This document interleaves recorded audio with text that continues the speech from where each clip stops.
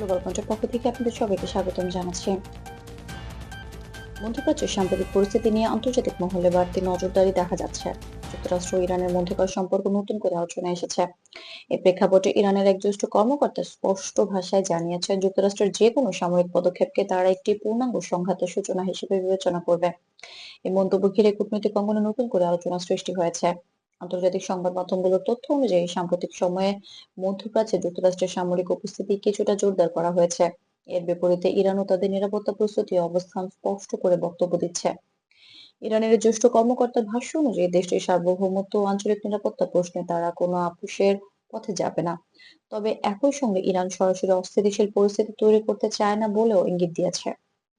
এই পরিস্থিতির পেছনে কয়েকটি বিষয়কে গুরুত্বপূর্ণ বলে মনে করছেন বিশ্লেষকরা। এর মধ্যে অন্যতম হলো ইরানের পরমাণু কর্মসূচি নিয়ে যুক্তরাষ্ট্র ও পশ্চিমা দেশগুলোর দীর্ঘদিনের উদ্বেগ।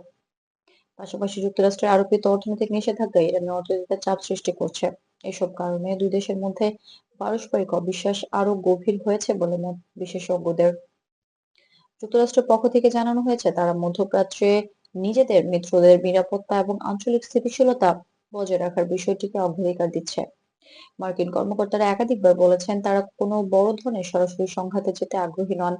তবে পরিস্থিতি জটিল হলে প্রতিরক্ষামূলক ব্যবস্থা নেওয়ার প্রস্তুতি রাখা হয়েছে। একই সঙ্গে কূটনৈতিক যোগাযোগের পথ খোলা রাখার কথা জানিয়েছে ওয়াশিংটন। অন্যদিকে ইরান বলছে, তারা চাপের রাজনীতিকে গ্রহণযোগ্য মনে করে না। তেহরানের বক্তব্য অনুযায়ী যুক্তরাষ্ট্রের পদক্ষেপগুলো আঞ্চলিক ভারসাম্যকে প্রশ্নের মুখে ফেলছে। তবে আন্তর্জাতিক বিশ্লেষকদের মতে ইরানও আলোচনার দরজা পুরোপুরি বন্ধ করেনি, বরং শক্ত অবস্থানের পাশাপাশি কূটনৈতিক বার্তাও দিচ্ছে দেশটি। এই পরিস্থিতিকে ঘিরে বিশ্ববাজারেও প্রভাব লক্ষ্য করা যাচ্ছে। বিশেষ করে জ্বালানি বাজারে কিছুটা অস্থিরতা দেখা দিয়েছে। বিনিয়োগকারীরা মধ্যপ্রাচ্যের পরিস্থিতি গভীরভাবে পর্যবেক্ষণ করছেন।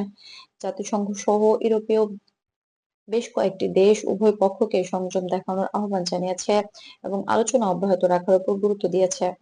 বিশ্লেষকদের একটি বড় অংশ মনে করছেন, তাৎক্ষণিকভাবে বড় পরিসরে কোনো সংঘাত শুরু হওয়ার সম্ভাবনা তুলনামূলকভাবে কম। তবে ভুল বোঝাবুঝি বা হঠাৎ কোনো অস্বাভাবিক ঘটনার কারণে পরিস্থিতি দ্রুত জটিল হয়ে উঠতে পারে। এজন্য আন্তর্জাতিক মহলে সতর্ক নজরদারি বজায় রাখা হচ্ছে। সব মিলিয়ে বলা যায়, এটি এখনই কোনো চূড়ান্ত সিদ্ধান্ত বা অনিবার্য পরিণতির ইঙ্গিত নয়, বরং এটি শক্ত অবস্থান, কূটনৈতিক বার্তা এবং আন্তর্জাতিক চাপের একটি সম্মিলিত চিত্র। মধ্যপ্রাচ্যের এই পরিস্থিতি আগামী দিনগুলোতে কোন দিকে মোড় নেয়, সেটাই এখন দেখার বিষয়। গ্লোবাল পয়েন্টের সঙ্গে থাকার জন্য আপনাদেরকে ধন্যবাদ। এই ধরনের আন্তর্জাতিক গুরুত্বপূর্ণ এবং বিশ্লেষণধর্মী খবর পেতে আমাদের চ্যানেলটি সাবস্ক্রাইব করে সঙ্গেই থাকুন।